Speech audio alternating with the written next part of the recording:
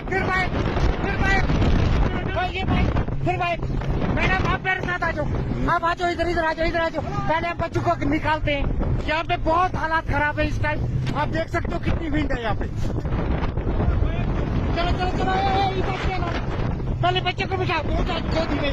इस बच्चे को भी उठाओ, गोद में उठाओ, जल्दी उठाओ। बच्चों को ले चलो, इनको ले चलो। पहले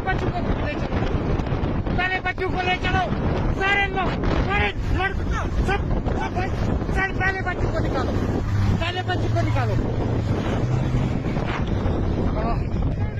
झुंड बना के रखो, बच्चों को बीच में पकड़ के रखो, बच्चों का ज्यादा हवा निकालो। बच्चों को भया देखी, बच्चों के उठा बाइक पे, जल्दी उठाओ। जल्दी कर। पहले बच्चों को बाइक रुक जा, भया बच्चों को बिठा।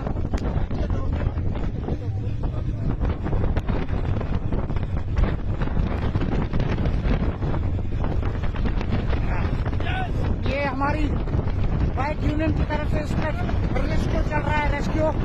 तमाम बच्चों को और टूरिस्ट को हम कोशिश कर रहे हैं यहाँ से निकालने की। केबल कार में अचानक मौसम बिगड़ गया, जहाँ पे लोग फंस चुके हैं, न आगे चल रहे हैं न पीछे चल रहे हैं।